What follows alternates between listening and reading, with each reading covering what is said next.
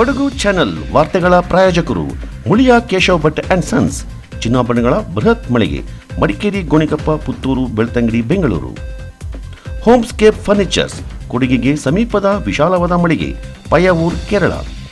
Sharada jewellers, ಕೊಡಗಿನ ಸಾಂಪ್ರದಾಯಿಕ ಆಭರಣಗಳ ಬೃಹತ್ ಮಳಿಗೆ, Aras road, Mysuru. A to Z super market, Vishwamanava double road, Kuvempu Nagar, Mysuru. SLV Promax, corn mix and corn products, Kushalnagar. Prashanth furnitures, ನಿಮ್ಮ ಅಂದದ ಮನೆಗೆ ಚಂದದ ಪೀಠೋಪಕರಣಗಳ ಮಳಿಗೆ, ಇಂಡಸ್ಟ್ರಿಯಲ್ ಏರಿಯಾ, ಮಡಿಕೇರಿ.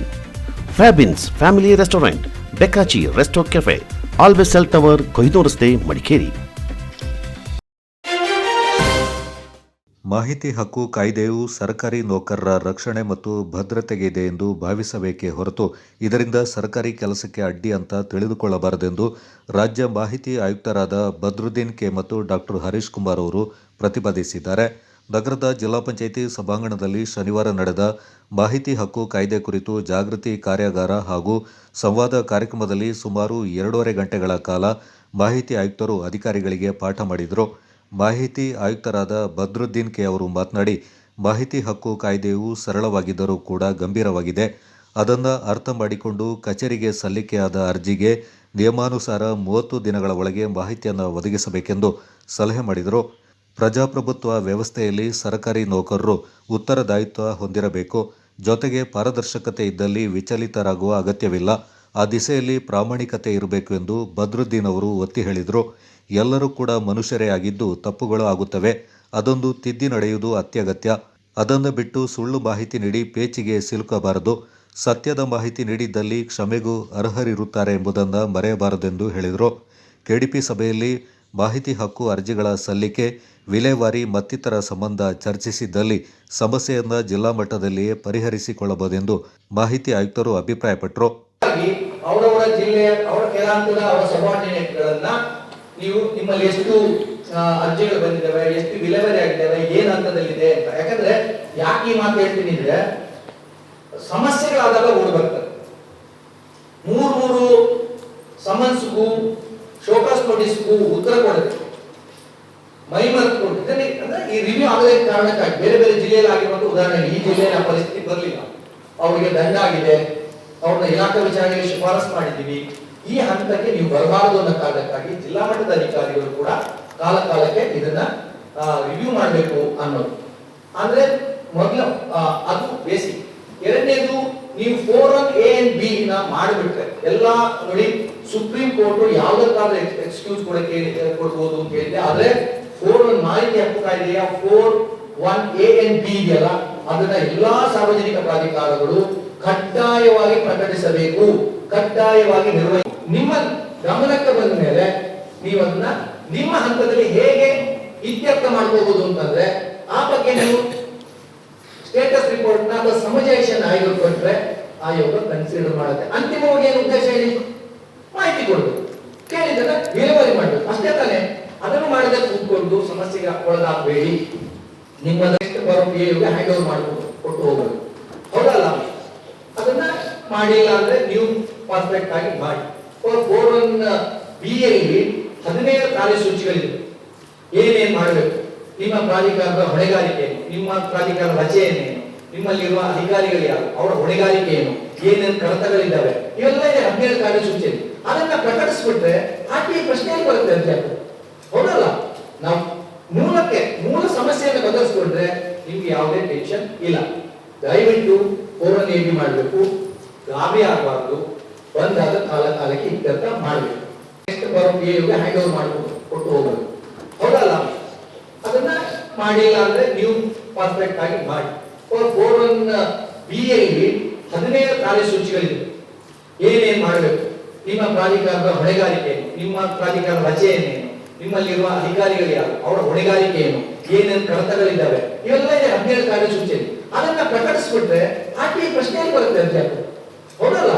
ನಾವು ಮೂಲ ಸಮಸ್ಯೆಯನ್ನು ಬದಲಿಸ್ಕೊಂಡ್ರೆ ನಿಮ್ಗೆ ಯಾವುದೇ ಟೆನ್ಷನ್ ಇಲ್ಲ. ದಯವಿಟ್ಟು 4.1AB ಮಾಡಬೇಕು, ಗಾಬರಿ ಆಗಬಾರ್ದು, ಬಂದಾದ ಕಾಲಕ್ಕೆ ಇತ್ಯರ್ಥ ಮಾಡಬೇಕು.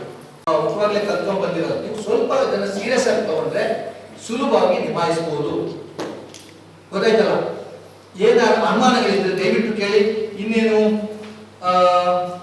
ನಮ್ಮ ಉದ್ದೇಶ ಏನಂದ್ರೆ ಈ ಕಾಯ್ದೆ ಒಂದು ತುಂಬಾ ಉತ್ತಮ ಕಾಯ್ದೆ, ಇದು ಚೆನ್ನಾಗಿ ಶಾಶ್ವತ ಇರಬೇಕು ಅಂದ್ರೆ ನೀವು ಅದನ್ನ ಸರಿಯಾಗಿ ನಿಭಾಯಿಸಿಕೊಂಡು ಅದನ್ನ ಕಾಲಕ್ಕೆ ಇತ್ಯರ್ಥ ಮಾಡಿಕೊಂಡಿದ್ರೆ ಕಾಯ್ದೆಯ ಗಾಂಭೀರ್ಯತೆ ಉಳಿಯುತ್ತೆ.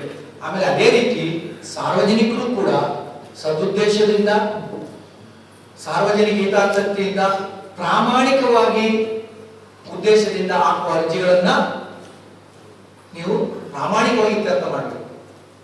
ಆ ಉದ್ದೇಶ ಆ ಥರ ಇದ್ರೆ ಖಂಡಿತ ಈ ಕಾಯ್ದೆಗೆ ಬಲ ಬರುತ್ತೆ, ಈ ಕಾಯ್ದೆಯ ಘನತೆ ಗೌರವ ಉಳಿಯುತ್ತೆ. ಮಾಹಿತಿ ಆಯುಕ್ತರಾದ ಡಾಕ್ಟರ್ ಹರೀಶ್ ಕುಮಾರ್ ಅವರು ಮಾತನಾಡಿ, ಸರ್ಕಾರಿ ನೌಕರರನ್ನ ಸಾರ್ವಜನಿಕರು ನೋಡುವ ದೃಷ್ಟಿ, ಸರ್ಕಾರಿ ನೌಕರರು ಸಮಾಜವನ್ನು ನೋಡುವ ದೃಷ್ಟಿ ಎರಡನ್ನೂ ಗಮನಿಸಬೇಕು ಎಂದರು.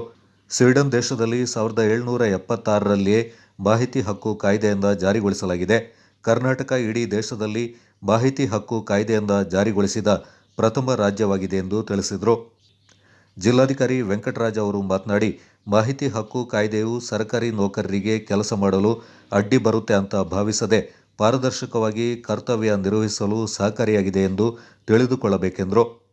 ಜಿಲ್ಲಾ ಪಂಚಾಯತ್ ಸಿಇಒ ಆನಂದ್ ಪ್ರಕಾಶ್ ಮೀನಾ, ಜಿಲ್ಲಾ ಪೊಲೀಸ್ ವರಿಷ್ಠಾಧಿಕಾರಿ ಕೆ ರಾಮರಾಜನ್, ಹೆಚ್ಚುವರಿ ಜಿಲ್ಲಾಧಿಕಾರಿ ಆರ್ ಐಶ್ವರ್ಯ, ಹೆಚ್ಚುವರಿ ಪೊಲೀಸ್ ವರಿಷ್ಠಾಧಿಕಾರಿ ದಿನೇಶ್ ಕುಮಾರ್, ಉಪವಿಭಾಗಾಧಿಕಾರಿ ನಿತಿನ್ ಚಕ್ಕಿ, ವಿವಿಧ ಇಲಾಖೆಯ ಜಿಲ್ಲಾ ಮತ್ತು ತಾಲೂಕು ಮಟ್ಟದ ಅಧಿಕಾರಿಗಳು ಈ ಸಂದರ್ಭ ಪಾಲ್ಗೊಂಡಿದ್ದರು.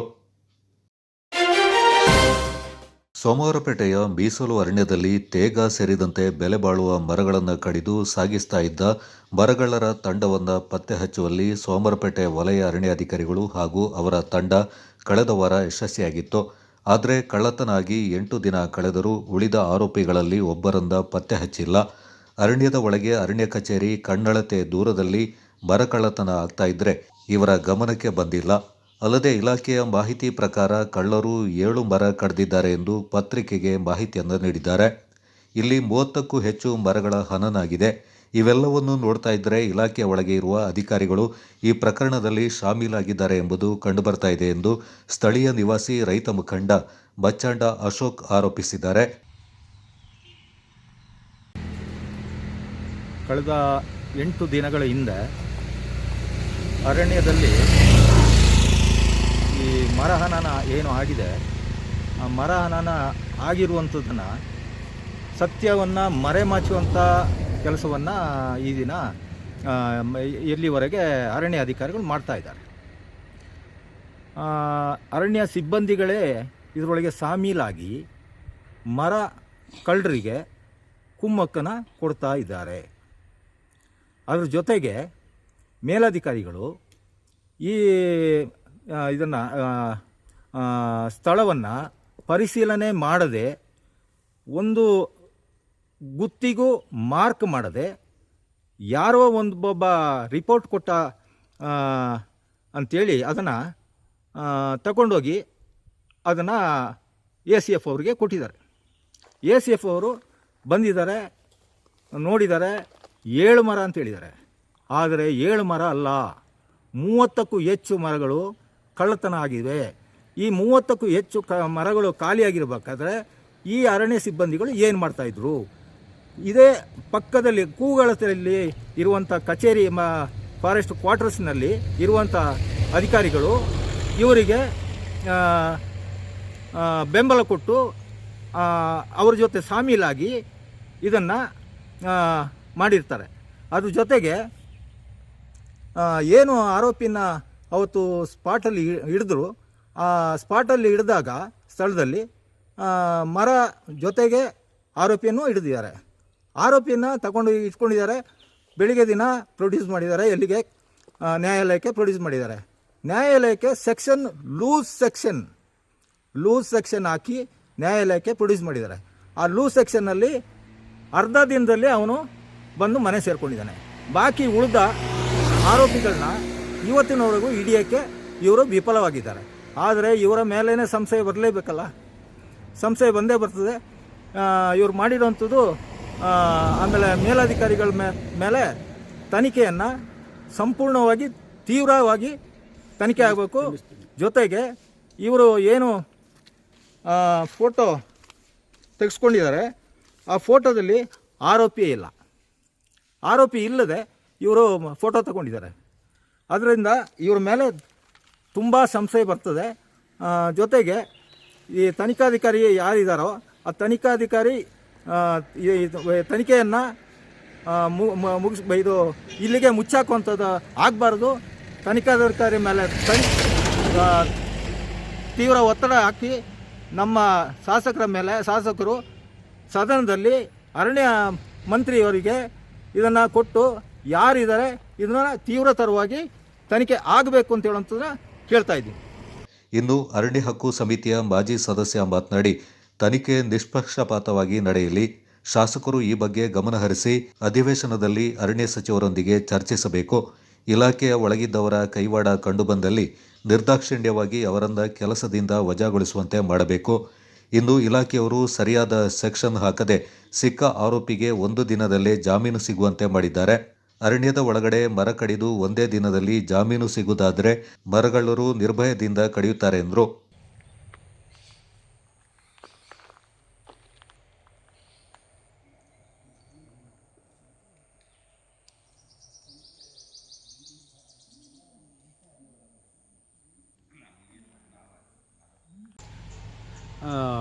ಅರಣ್ಯದ ಒಳಗಡೆ ನೇರವಾಗಿ ಹೋಗಿ ಯಾವುದೇ ರೀತಿಯ ಅರಣ್ಯ ಕಾಯ್ದೆಗಳನ್ನು ಉಲ್ಲಂಘನೆ ಮಾಡಿ ರಾಜಾರೋಷವಾಗಿ ಯಾವುದೇ ವಸ್ತುಗಳನ್ನು ತಗೊಂಡೋಗಿ ಮಾರಾಟ ಮಾಡಬಹುದು ಅನ್ನುವಂಥ ಒಂದು ಸ್ಪಷ್ಟ ನಿಲುವು ಮತ್ತು ಸಂದೇಶವನ್ನು ಇತ್ತೀಚಿನ ಐಗೂರು ಮೀಸಲು ಅರಣ್ಯದಲ್ಲಿ ಮರ ಹಣನದ ಪ್ರಕರಣದಲ್ಲಿ ಮೇಲ್ನೋಟಕ್ಕೆ ಕಂಡುಬರ್ತಾ ಇದೆ.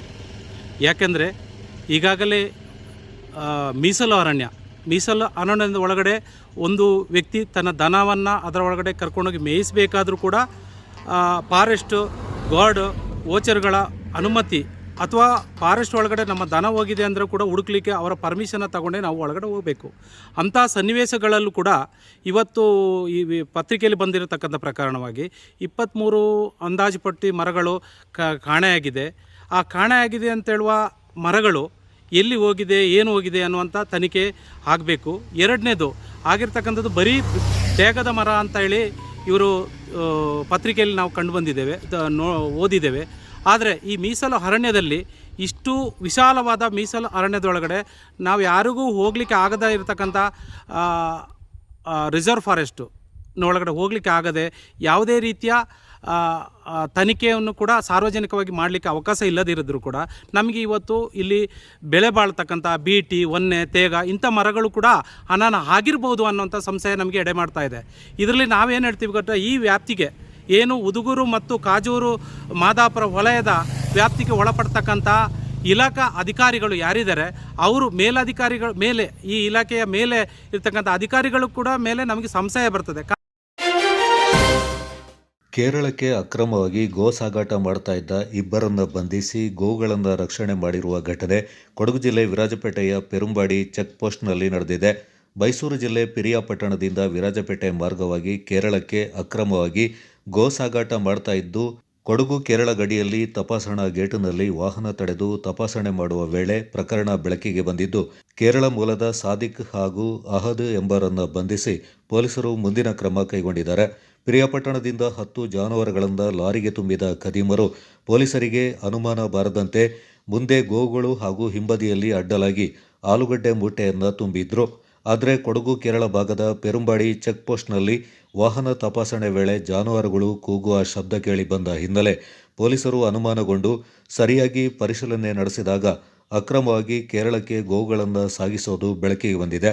ಲಾರಿಯಲ್ಲಿದ್ದ ಇಬ್ಬರನ್ನ ವಿಚಾರಣೆ ನಡೆಸಿದಾಗ ಗೋಗಳನ್ನು ಕಸಾಯಿಖಾನೆಗೆ ಸಾಗಿಸ್ತಾ ಇರುವುದಾಗಿ ಆರೋಪಿಗಳು ಬಾಯ್ಬಿಟ್ಟಿದ್ದಾರೆ. ಗೋ ಸಾಗಾಟಕ್ಕೆ ಬಳಸಿದ ಲಾರಿ ಹಾಗೂ ಇಬ್ಬರು ಆರೋಪಿಗಳನ್ನು ವಿರಾಜಪೇಟೆ ಗ್ರಾಮಾಂತರ ಪೊಲೀಸರು ಬಂಧಿಸಿದ್ದು ಮುಂದಿನ ಕ್ರಮ ಕೈಗೊಂಡಿದ್ದಾರೆ.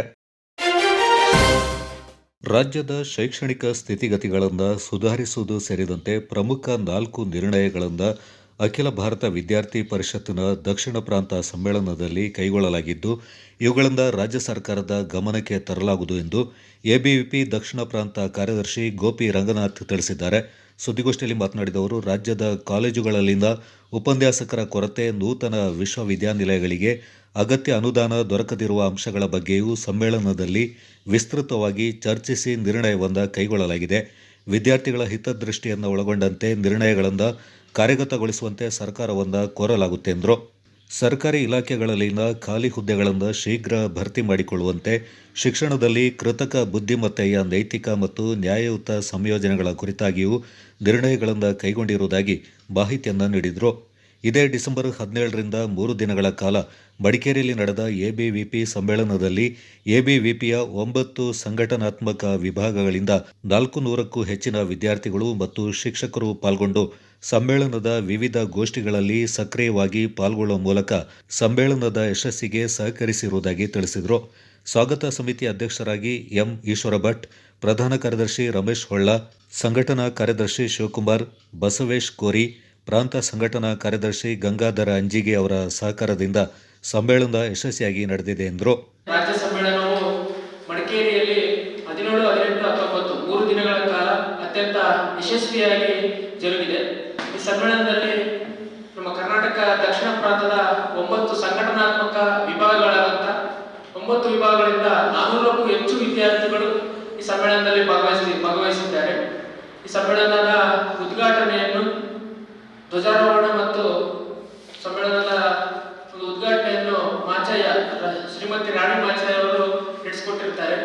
ಸಂಘಟನದ ಉದ್ಘಾಟನಾ ಅವಧಿಯನ್ನು ಅರ್ಜುನ್ ದೇವಯ್ಯ ಹಾಗೂ ಬಾಲಕೃಷ್ಣಜಿ, ರಾಷ್ಟ್ರೀಯ ಸಂಘಟನಾ ಶಾಸನ ಕಾರ್ಯದರ್ಶಿಗಳಾದ ಬಾಲಕೃಷ್ಣಜಿ ಅವರು ಈ ಉದ್ಘಾಟನೆಯನ್ನು ನೆರವೇರಿಸಿ ರಾಜ್ಯ ಸಮ್ಮೇಳನದಲ್ಲೇ 3 ದಿನ ಕಾಲಗಳ ನಡೆದಂತ ರಾಜ್ಯ ಸಮ್ಮೇಳನದಲ್ಲಿ 4 ನಿರ್ಣಯಗಳನ್ನು ಮಂಡಿಸಿದ್ದೇವೆ. 4 ನಿರ್ಣಯಗಳಾದಂಥ ರಾಜ್ಯದ ಶೈಕ್ಷಣಿಕ ಪರಿಸ್ಥಿತಿ, ರಾಜ್ಯದ ವರ್ತಮಾನ ಪರಿಸ್ಥಿತಿ, ಸರ್ಕಾರಿ ಉದ್ಯೋಗಗಳಲ್ಲಿ ಶೀಘ್ರಗಳ ನೇಮಕಾತಿ, ಶಿಕ್ಷಣದ ಕೃತಕ ಬುದ್ಧಿಮತ್ತತೆ ಕುರಿತಂತೆ 4 ವಿಷಯಗಳನ್ನು ಚರ್ಚಿಸಿ ಮತ್ತು ವಿದ್ಯಾರ್ಥಿ ಪರಿಷತ್ತು ಮಂಡಿಸಿದೆ. ಸಮ್ಮೇಳನದಲ್ಲಿ 4 ನಿರ್ಣಯಗಳನ್ನು ವಿದ್ಯಾರ್ಥಿ ಪರಿಷತ್ತು ಒಂದು ಗಣನೆಗೆ ತೆಗೆದುಕೊಂಡು ಅದನ್ನು ಚರ್ಚೆಗೆ ತಂದು ಅಂಗೀಕರಿಸಲಾಗಿದೆ. ಈ ಸಮ್ಮೇಳನದಲ್ಲಿ ಪ್ರತಿ ವರ್ಷವೂ ಕೂಡ ಸಮಾಜದಲ್ಲಿ ಸೇವೆಯನ್ನು ಮಾಡಿದಂಥ ಒಬ್ಬ ಯುವಕರನ್ನು ಗುರುತಿಸಿ ಯುವ ಪುರಸ್ಕಾರ ಪ್ರಶಸ್ತಿಯನ್ನು ಯಶವಂತರಾವ್ ಕೇಳ್ಕರ್ ಅವರ ಹೆಸರಿನಲ್ಲಿ ಯುವ ಪುರಸ್ಕಾರವನ್ನು ಪ್ರತಿ ವರ್ಷ ನೀಡ್ತಾ ಇದ್ದೇವೆ. ಆ ನಿಟ್ಟಿನಲ್ಲಿ ಈ ಬಾರಿ ಶ್ರೀ ಮನೋಜ್ ನಂದೀಶಪ್ಪ ಸಾಮಾಜಿಕ ಸೇವಾ ಕ್ಷೇತ್ರದಿಂದ ಬೆಂಗಳೂರು ಇವರಿಗೆ ವಿದ್ಯಾರ್ಥಿ ಪರಿಷತ್ತಿನಿಂದ ಪ್ರದಾನ ಮಾಡಲಾಯಿತು. ಈ ರೀತಿ ವಿದ್ಯಾರ್ಥಿ ಪರಿಷತ್ತು ಪ್ರತಿ ವರ್ಷ ಮಾಡ್ಕೊಂಡು ಬಂದಿದೆ. ಅದೇ ರೀತಿ ವಿದ್ಯಾರ್ಥಿ ಪರಿಷತ್ತು 18ನೇ ತಾರೀಕು ಒಂದು ಭವ್ಯ ಶೋಭಾಯಾತ್ರೆ ಮೂಲಕ ಮಡಿಕೇರಿಯ ಪ್ರಮುಖ ನಗರಗಳಲ್ಲಿ ಹಾದು ಹೋಗಿ ಗಾಂಧಿ ವೃತ್ತದಲ್ಲಿ ಒಂದು ಸಾರ್ವಜನಿಕ ಸಭೆಯನ್ನು ಹಮ್ಮಿಕೊಳ್ಳಲಾಗಿತ್ತು. ಈ ಸಾರ್ವಜನಿಕ ಸಭೆಯಲ್ಲಿ ವಿದ್ಯಾರ್ಥಿ ಪರಿಷತ್ನ ಪ್ರಮುಖ ನಾಯಕರಾದಂಥ ಕಾರ್ಯಕರ್ತರು ಕೆಲವು ವಿಷಯಗಳನ್ನು ಮಂಡಿಸಿರ್ತಾರೆ. ರಾಜ್ಯದ ವರ್ತಮಾನ ಪರಿಸ್ಥಿತಿ, ಹಾಸ್ಟೆಲ್ಗಳ ಮೂಲಭೂತ ಸ್ಥಿತಿಗತಿ, ಭಯೋತ್ಪಾದನೆ, ವಿಶ್ವವಿದ್ಯಾನಿಲಯಗಳಲ್ಲಿ ಎದುರಿಸುತ್ತಿರುವ ಸಮಸ್ಯೆಗಳು, ಮಹಿಳೆಯರ ಮೇಲೆ ಆಗುತ್ತಿರುವ ದೌರ್ಜನ್ಯಗಳು, ಡ್ರಗ್ಸ್ ಮುಕ್ತ ಕ್ಯಾಂಪಸ್, ಈ ರೀತಿ ಅನೇಕ ವಿಷಯಗಳನ್ನ ಸಾರ್ವಜನಿಕ ಸಭೆಯಲ್ಲಿ ವಿದ್ಯಾರ್ಥಿ ನಾಯಕರು ಮಂಡಿಸಿದರು. ಈ ರೀತಿ ಸಮ್ಮೇಳನದಲ್ಲಿ ಸಮಾನಾಂತರ ಗೋಷ್ಠಿಗಳನ್ನು ಕೂಡ ವಿದ್ಯಾರ್ಥಿ ಪರಿಷತ್ ಏರ್ಪಡಿಸಿತ್ತು. ಆ ಸಮಾನಾಂತರ ಗೋಷ್ಠಿಗಳಲ್ಲಿ ಆಪರೇಷನ್ ಸಿಂಧೂರ, ಅಕ್ರಮ ಬಾಂಗ್ಲಾದೇಶದ ಮುಸುಳುಕೋರರು, ಈ ರೀತಿ ಜನಸಂಖ್ಯೆ ಅಸಮತೋಲನ, ಈ ರೀತಿ ಕುರಿತಂತೆ 5 ರೀತಿಯ ವಿಷಯಗಳನ್ನು ವಿದ್ಯಾರ್ಥಿ ಪರಿಷತ್ತು ಸಮಾನಾಂತರ ಗೋಷ್ಠಿಗಳಲ್ಲಿ ಏರ್ಪಡಿಸಿತ್ತು. ಮಡಿಕೇರಿಯಲ್ಲಿ ನಡೆಯುತ್ತಿರುವ 45ನೇ ಸಮ್ಮೇಳನದಲ್ಲಿ ಸ್ವಾಗತ ಸಮಿತಿ ಅಧ್ಯಕ್ಷರಾಗಿ ಶ್ರೀಯುತ ಈಶ್ವರ ಭಟ್, ಖ್ಯಾತ ಲೆಕ್ಕ ಪರಿಶೋಧಕರು, ಪ್ರಧಾನ ಕಾರ್ಯದರ್ಶಿಗಳಾದ ಶ್ರೀಯುತ ರಮೇಶ್ ಹೊಳ್ಳ ಅವರು, ಅಧ್ಯಕ್ಷರಾದಂಥ ಶ್ರೀಯುತ ಶಿವಕುಮಾರ್ ಜಿ ಚಿರಾಗಿ, ನಮ್ಮ ಕ್ಷೇತ್ರೀಯ ಸಂಘಟನಾ ಕಾರ್ಯದರ್ಶಿಗಳು, ಬಸವೇಶ್ ಕೋರಿಜಿ ಆದಂಥ ಪ್ರಾಂತ ಸಂಘಟನಾ ಕಾರ್ಯದರ್ಶಿಗಳು, ಗಂಗಾಧರ ಜಿ ಆದಂಥ ಪ್ರಾಂತ ಶಾಸನ ಕಾರ್ಯದರ್ಶಿಗಳು 3 ದಿನಗಳ ಕಾಲ ಉಪಸ್ಥಿತಿ ಇದ್ದು ಈ ರಾಜ್ಯ ಸಮ್ಮೇಳನವು ಅತ್ಯಂತ ಯಶಸ್ವಿಯಾಗಿ ಜರುಗಿ ಬಂದಿದೆ. ಗೋಷ್ಠಿಯಲ್ಲಿ ಎಬಿವಿಪಿ ರಾಜ್ಯ ಕಾರ್ಯಕಾರಿಣಿ ಸದಸ್ಯ ಎಚ್ಎಂ ಪವನ್, ಜಿಲ್ಲಾ ಸಂಚಾಲಕ ಟಿಡಿ ಗಂಧರ್ವ, ಪ್ರಾಂತ ಕಾರ್ಯಕಾರಿ ಸಮಿತಿಯ ಸದಸ್ಯರಾದ ಕೌಶಲ್ಯ ಪಾಲ್ಗೊಂಡಿದ್ದರು. ಕಾರುಣ್ಯಾಶ್ರಮದ ಕೊಡಗು ಜಿಲ್ಲಾ ಸಾರ್ವಜನಿಕ ಸಂಪರ್ಕಾಧಿಕಾರಿಯಾಗಿ ಅಮೀನಾ ಎಂಎ ಆಯ್ಕೆಗೊಂಡಿದ್ದಾರೆ. ಪೊನ್ನಂಪೇಟೆ ತಾಲೂಕಿನ ಚೆನ್ನಂಗೊಲ್ಲಿಯ ನಿವಾಸಿಯಾಗಿರುವ ಇವರು ಅವೀನಾ ಡ್ರೀಮ್ಸ್ ವರ್ಲ್ಡ್ ಸೇವಾ ಸಂಸ್ಥೆಯ ಸಂಸ್ಥಾಪಕರಾಗಿದ್ದಾರೆ. ಇವರು ಸರ್ಕಾರಿ ಶಾಲೆಗಳಿಗೆ ಸಿಸಿ ಕ್ಯಾಮೆರಾ ಮತ್ತು ಇನ್ನಿತರ ಪೀಠೋಪಕರಣಗಳ ಅವಶ್ಯಕತೆಯಿಂದ ಪೂರೈಸುವುದರ ಜೊತೆಗೆ ಸಂಕಷ್ಟದಲ್ಲಿರುವವರ ಸೇವೆಯಲ್ಲಿ ನಿರಂತರವಾಗಿ ತೊಡಗಿಸಿಕೊಂಡಿದ್ದಾರೆ. ಇವರ ಸಮಾಜ ಸೇವೆಯಿಂದ ಪರಿಗಣಿಸಿ ಕಾರುಣ್ಯಾಶ್ರಮದ ಸಂಸ್ಥಾಪಕ ಅಮರಯ್ಯ ಸ್ವಾಮಿ ಹಿರೇಮಠ ಹರಟನೂರು ಅವರು ಕಾರುಣ್ಯಾಶ್ರಮದ ಕೊಡಗು ಜಿಲ್ಲಾ ಸಂಪರ್ಕಾಧಿಕಾರಿಯಾಗಿ ಆಯ್ಕೆ ಮಾಡಿದ್ದಾರೆಂದು ಡಾಕ್ಟರ್ ಚಂದಬಸವಯ್ಯ ಸ್ವಾಮಿ ಹಿರೇಮಠ ಮಾಹಿತಿಯನ್ನು ನೀಡಿದ್ದಾರೆ. ಮುಳ್ಳೂರಿನ ಸರ್ಕಾರಿ ಕಿರಿಯ ಪ್ರಾಥಮಿಕ ಶಾಲೆಯಲ್ಲಿ ಆಯುರ್ವೃದ್ಧಿ ಚಿಕಿತ್ಸಾಲಯ ಕುಶಾಲನಗರ ಇವರ ವತಿಯಿಂದ ವಿದ್ಯಾರ್ಥಿಗಳಿಗೆ, ಪೋಷಕರಿಗೆ ಮತ್ತು ಮುಳ್ಳೂರಿನ ಗ್ರಾಮಸ್ಥರಿಗೆ ಉಚಿತ ಆರೋಗ್ಯ ತಪಾಸಣೆ ಮತ್ತು ಮುಳ್ಳೂರು ಸರ್ಕಾರಿ ಶಾಲೆಯ ವಿದ್ಯಾರ್ಥಿಗಳಿಗೆ ಬೆಂಗಳೂರಿನ ಉದ್ಯಮಿ ಚಂದ್ರಶೇಖರ್ ಅವರು ನೀಡಿದ ಕರಾಟೆ ಸಮವಸ್ತ್ರವನ್ನು ವಿತರಿಸುವ ಕಾರ್ಯವನ್ನು ಮಾಡಲಾಯಿತು. ಮುಳ್ಳೂರು ಸರ್ಕಾರಿ ಶಾಲೆಯ ಆವರಣದಲ್ಲಿ ನಡೆದ ಈ ಒಂದು ಕಾರ್ಯಕ್ರಮದಲ್ಲಿ ಆಯುರ್ವೃದ್ಧಿ ಚಿಕಿತ್ಸಾಲಯದ ವೈದ್ಯರಾದ ಡಾಕ್ಟರ್ ನಿಧಿ ಎಎಂ, ಸಿಬ್ಬಂದಿಗಳಾದ ಶಿಲ್ಪಾ, ಪ್ರಿಯದರ್ಶನ್ ಡ್ಯಾನಿಯಲ್, ಗ್ರಾಮಸ್ಥರ, ವಿದ್ಯಾರ್ಥಿಗಳ ಹಾಗೂ ಪೋಷಕರ ಆರೋಗ್ಯ ತಪಾಸಣೆಯನ್ನು ನಡೆಸಿದರು. ಸಕ್ಕರೆ ಕಾಯಿಲೆ, ಅಧಿಕ ರಕ್ತದೊತ್ತಡ, ಪಿಸಿಒಡಿ, ಅಸ್ತಮ, ಕೀಲು ನೋವು, ಸ್ತ್ರೀ ಸಂಬಂಧಿ ಕಾಯಿಲೆಗಳು, ಥೈರಾಯ್ಡ್ ಸಮಸ್ಯೆ, ಸೋರಿಯಾಸಿಸ್ನಂತಹ ಚರ್ಮದ ಸಮಸ್ಯೆ, ಮಕ್ಕಳಿಗೆ ಜ್ಞಾಪನ ಶಕ್ತಿ ಹೆಚ್ಚಿಸಲು ಸ್ವರ್ಣಪ್ರಾಶನ, ಮಕ್ಕಳಿಗೆ ಸಂಬಂಧಿಸಿದ ಕಾಯಿಲೆ, ಸ್ತ್ರೀ ರೋಗ, ಮಾಸಿಕ ಒತ್ತಡ, ಕೂದಲು ಉದುರುವಿಕೆ ಮುಂತಾದ ಕಾಯಿಲೆಗಳಿಗೆ ಚಿಕಿತ್ಸೆ ನೀಡಲಾಯಿತು.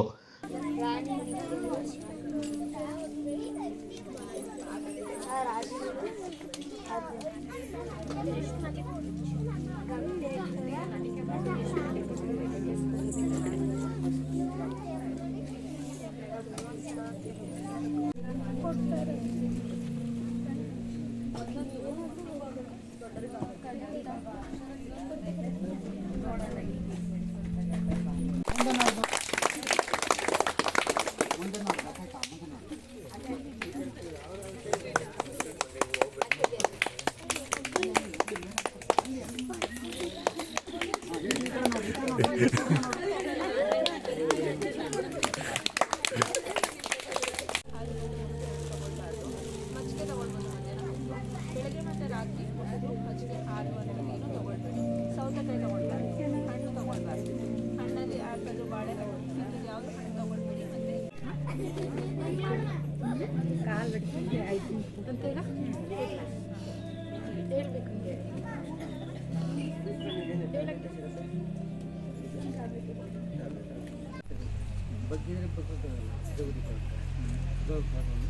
ಮತ್ತು ಮಂಡಿ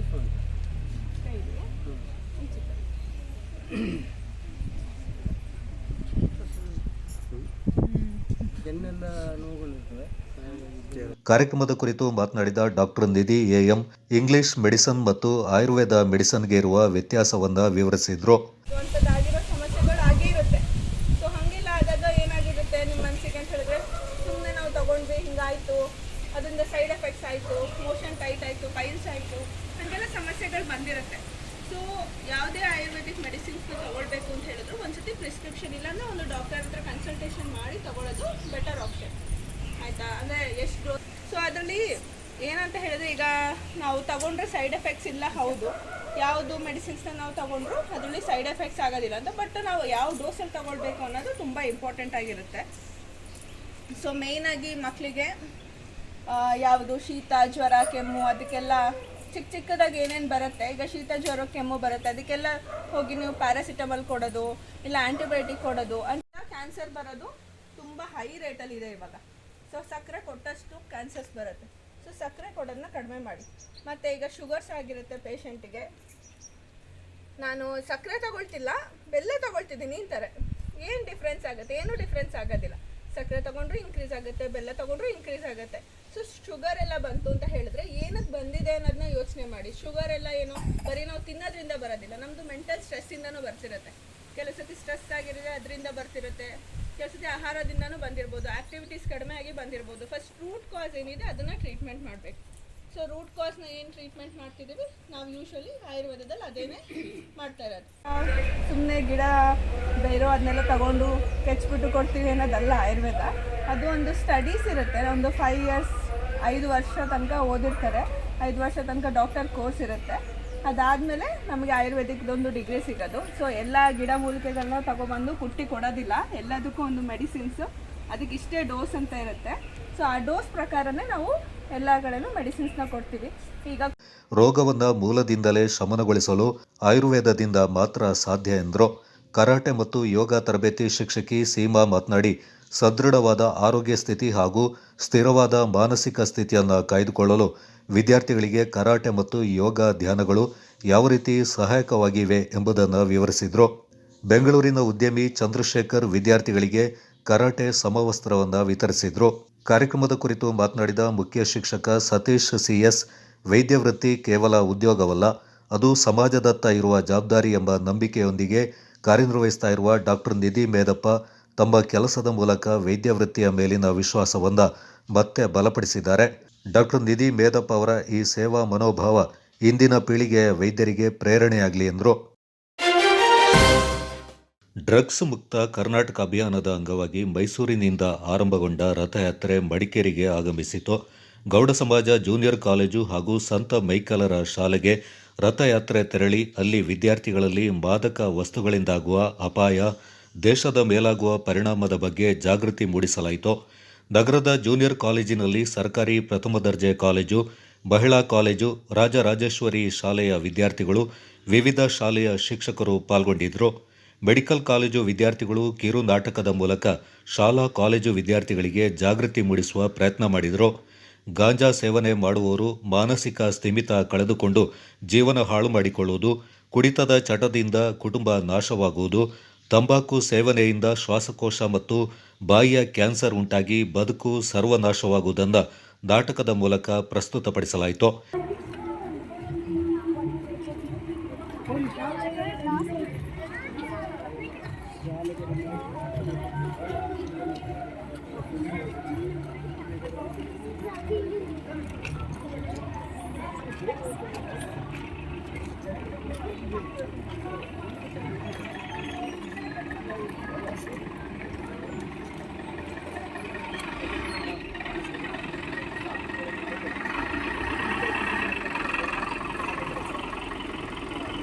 ಇಂದಿನ ಯುವ ಸಮುದಾಯವು ವ್ಯಸನಕ್ಕೆ ತುತ್ತಾಗುತ್ತಿರುವುದನ್ನು ನಾವು ನೋಡ್ತಾ ಇದ್ದೀವಿ. ಭಾರತದ ಭವಿಷ್ಯವನ್ನು ರೂಪಿಸಬೇಕಾಗಿದ್ರೆ ಯುವ ಸಮುದಾಯ ಏನಿದೆ ವ್ಯಸನ ಮುಕ್ತರನ್ನಾಗಿ ಮಾಡುವ ಸಂಕಲ್ಪವನ್ನು ಯಾರೋ ಒಬ್ಬ ಅಂತ ಹೇಳಿ ಸಮಾಜ ಕಟ್ಟುವಂಥದ್ದು ಯಾರು ಅಂತ ಹೇಳಿದ್ರೆ ಈಗಿನ ಯುವ ಪೀಳಿಗೆ. ಇವತ್ತು ಚೀನಾ, ಪಾಕಿಸ್ತಾನ, ಮೆಕ್ಸಿಕೋ, ನೈಜೀರಿಯಾ ಎಲ್ಲವನ್ನೂ ನೋಡ್ಬೋದು. ಯಾರು ಕೂಡ ತನ್ನ ರಾಷ್ಟ್ರವನ್ನು ಬಲಿಷ್ಠ ಮಾಡಬೇಕು ಅಂತ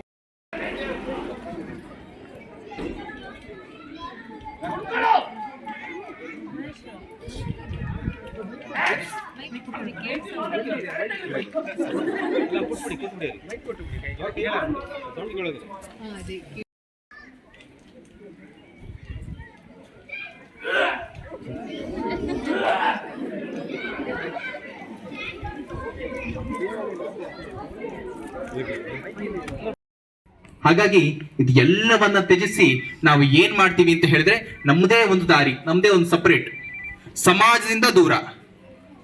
ಆ ವ್ಯಕ್ತಿ ಇವತ್ತು ಸಮಾಜದಿಂದ ದೂರ ಆಗ್ತಾನೆ, ನಾಳೆ ನಾಡಿದ್ದು ಆ ಪವರ್ ಇದೆ ಅಲ್ಲ, ಅದೊಂದು ಕೆಟ್ಟ ಪವರ್ ಅಷ್ಟೇ.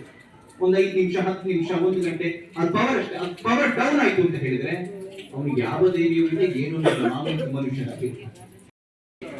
ಆ ರೀತಿಯ ಯುವ ಪೀಳಿಗೆಗೆ ಈ ರೀತಿಯ ಡ್ರಗ್ಸ್ ಗಳನ್ನ ಕೊಟ್ಟು ತನ್ನ ಜೀವನ ನಾಶವನ್ನ ತಾವೇ ಮಾಡಿಕೊಂಡು, ಪೋಷಕರು ಕೂಡ ನಮ್ಮ ಬಹಳ ಮುದ್ದಾಗಿ ಸಾಕಿ ಒಳ್ಳೆ ಒಳ್ಳೆ ವಿದ್ಯಾಸಂಸ್ಥೆ ಕಳಿಸ್ತಾರೆ. ಡ್ರಗ್ಸ್ ಮೈಸೂರು ಮಹಾನಗರದಲ್ಲಿ ಇತ್ತು, ಅದನ್ನ ಪತ್ತೆ ಹಚ್ಚಿದ್ರು. ನಮಗ್ ಗೊತ್ತಿಲ್ಲದೆ ಆಗುವಂತಹ ಈ ರೀತಿಯ ಒಂದು ಸಮಸ್ಯೆಗಳನ್ನ ನಾವೇ ಈಗಿನ ನಮ್ದೊಂದು ವಯಸ್ಸಿದೆ, ಏಜ್, ಇಲ್ಲೇ ನಾವು ಎಂಜಾಯ್ ಮಾಡಬೇಕಾದ ವಯಸ್ಸು ಕಾಲೇಜ್ನಲ್ಲಿ.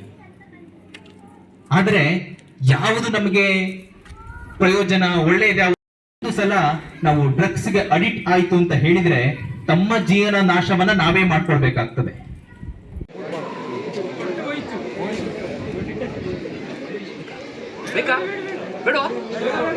ಚೆನ್ನಾಗಿದೆ ನೋಡಿ, ಗಟ್ಮುಟ್ಟಾಗಿದೆ, ನಾನು ಚೆನ್ನಾಗಿದೆ.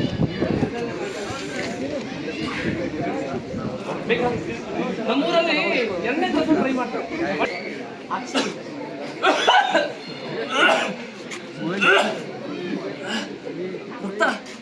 ಡಾಕ್ಟ್ರೇ ಡಾಕ್ಟ್ರೇ ಡಾಕ್ಟ್ರೇ ಡಾಕ್ಟ್ರೇ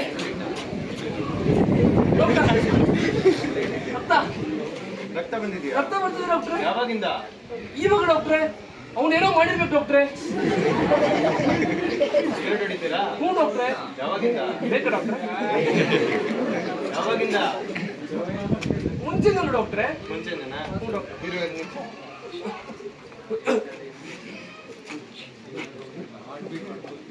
ಡಾಕ್ಟರ್ ಇವ್ರ ಎಕ್ಸೈಸ್ ತೋರಿಸಿ.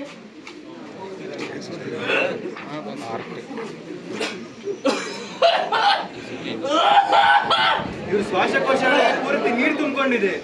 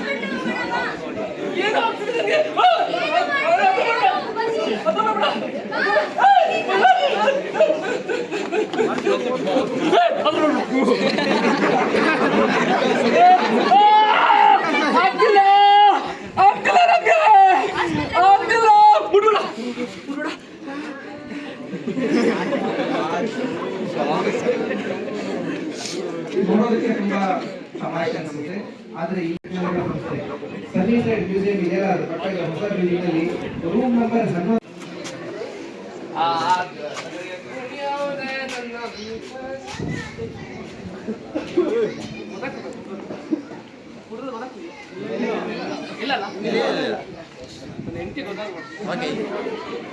ಗೊತ್ತಾದ್ರೆ ಪ್ರಿಯಾ ಏನ್ರಿ ಏನಾಯ್ತು? ಕರ್ದಾಗ ಬರ್ತೀನಿ. ಬಂದಾರ ಏನಾಯ್ತು ಹೇಳಿ. ದುಡ್ಡು ಕೊಡು. ಏನಕ್ರಿ ದುಡ್ಡು? ಏನಕ್ಕಿನಕ್ಕೆಲ್ಲ ದುಡ್ಡು ಕೊಡು. ನೀವ್ ಹಿಂಗೆ ದುಡ್ಡು ಕುಡಿಯೋಕೆ ಹಾಳು ಮಾಡಿ ಮಾಡಿ ಮಾಡಿ ನನ್ನ ಜೀವನ, ನನ್ನ ಮಕ್ಕಳ ಜೀವನ ಎಲ್ಲ ಬೀದಿಗೆ ಬಂದಿದೆ ರೀ. ಬೇರೆಯವ್ರ ಮುಂದೆ ಮಾನ ಮರ್ಯಾದೆ ಎಲ್ಲ ಹೋಗಿದೆ. ನಿನ್ ಮನೇಲಿ ಹೇಳ್ಕೊಂಡಿಲ್ವಾ? ದುಡ್ಡು ಕೊಡಲ್ಲ. ಗಂಡ ಅಂದ್ರೆ ದೇವ್ರು, ಅರ್ಥ ಆಯ್ತಾ? ಕೈ ಮುಗಿಗೆ ದುಡ್ಡಿಲ್ಲ ರೀ. ಕೈ ಮುಗಿ. ಕೈ ಕೈ ಮುಗಿ. ದುಡ್ಡಿಲ್ಲ ರೀ. ಗಂಡನೇ ದೇವ್ರು ಅಂತ ಹೇಳು. ಗಂಡನೇ ದೇವ್ರು. ಆಗಲ್ಲ ರೀ. ಏನು ಇಲ್ಲ ನನಗೆ. ಗಂಡನೇ ದೇವ್ರು. ಏನು ಇಲ್ಲ, ಈ ತರ ಮಾಡಿ ಮಾಡಿ ಮಾನ ಮರ್ಯಾದೆ ಎಲ್ಲ ಕಡೆ. ನಿಮ್ ಜೀವನ ಜೊತೆ ನಮ್ ಜೀವನನೂ ಹಾಳು ಮಾಡ್ತೀರಾ. ನನ್ನ ಹೆಂಡತಿ ಮಾತಾಡ್ತೀರ, ಸೈಲೆಂಟ್ ಆಗಿರ್ಬೇಕು. ನಾನ್ ಮಾತ್ರ ಮಾತಾಡ್ಬೇಕು, ಹೆಂಡತಿ ಮಾತಾಡೋ. ಇಲ್ಲ ರೀ ದುಡ್ಡು, ಏನು ಇಲ್ಲ. ದುಡ್ಡು ಕೊಡು. ಇಲ್ಲ ರೀ, ಏನು ಇಲ್ಲ. ಹೆಂಗ್ ಕೊಡೋದು? ಕೊಡ್ತೀಯಲ್ವಾ? ಇಲ್ಲ ರೀ ದುಡ್ಡು. ನೀನ್ ಕೊಡ್ತೀಯಲ್ವಾ?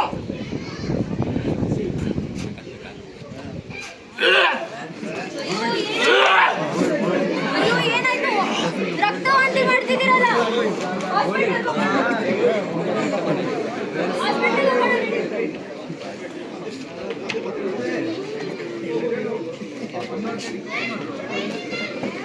ಇಂತಹ ಚಟಕ್ಕೆ ಒಳಗಾದವರಿಗೆ ಮಡಿಕೇರಿಯಲ್ಲಿರುವ ಕೊಡಗು ವೈದ್ಯಕೀಯ ವಿಜ್ಞಾನಗಳ ಸಂಸ್ಥೆಯ ಕೊಠಡಿ ಸಂಖ್ಯೆ 11ರ ಮನೋವೈದ್ಯಕೀಯ ವಿಭಾಗದಲ್ಲಿ ಸೂಕ್ತ ಚಿಕಿತ್ಸೆ ಕೊಡಿಸಬಹುದೆಂದು ವೈದ್ಯರು ತಿಳಿಸಿದರು. ಪರಿವರ್ತನಾ ಟ್ರಸ್ಟ್ ಪ್ರಮುಖರಾದ ಸಂದೇಶ್ ನೇತೃತ್ವದಲ್ಲಿ ಇದೇ ಮೊದಲ ಬಾರಿಗೆ ಹಮ್ಮಿಕೊಂಡಿರುವ ಡ್ರಗ್ಸ್ ಮುಕ್ತ ಕರ್ನಾಟಕ ಅಭಿಯಾನ 45 ದಿನಗಳ ಕಾಲ ನಡೆಯಲಿದೆ. ಮಡಿಕೇರಿಯಿಂದ ಸಂಪಾಜೆ, ಪೆರಾಜೆ, ಅರಂತೋಡು ಮೂಲಕ ಸುಳ್ಯಕ್ಕೆ ರಥಯಾತ್ರೆ ಸಾಗಲಿದೆ. ಜನವರಿ 19ರಂದು ಬೆಂಗಳೂರಿನಲ್ಲಿ ಬೃಹತ್ ಸಮಾರೋಪ ಸಮಾರಂಭ ಆಯೋಜಿಸಲಾಗಿದೆ ಎಂದರು. ಇದೇ ಸಂದರ್ಭ ಡ್ರಗ್ಸ್ ಮುಕ್ತ ಕರ್ನಾಟಕಕ್ಕೆ ಪಣ ತೊಡುವುದಾಗಿ ವಿದ್ಯಾರ್ಥಿಗಳು, ಶಿಕ್ಷಕರು ಸಂಕಲ್ಪ ಮಾಡಿದರು. ಒಂದು ಡ್ರಗ್ಸ್ ಮುಕ್ತ ಕರ್ನಾಟಕ ಅಭಿಯಾನವನ್ನು ನಾವು ಒಂದು ಪ್ರಾರಂಭ ಮಾಡಿದ್ವಿ ಕಾರ್ಯಕ್ರಮ. ಇದರ ಉದ್ದೇಶ ಏನು ಅಂತ ಹೇಳಿದರೆ, ಈಗಾಗಲೇ ಕರ್ನಾಟಕದಾದ್ಯಂತ, ದೇಶದಾದ್ಯಂತ ಆಗುತ್ತಿರುವ ಯುವ ಸಮುದಾಯದ ದಾರಿಯನ್ನು ತಪ್ಪಿಸಿ ನರಕದ ಬದುಕನ್ನು ತೋರಿಸುತ್ತಿರುವಂತಹ ಭಯೋತ್ಪಾದಕರು ಸುಮಾರು ಜನ ಇದ್ದಾರೆ. ಇದಕ್ಕೊಂದು ಮುಕ್ತಿ ಹಾಡಬೇಕು.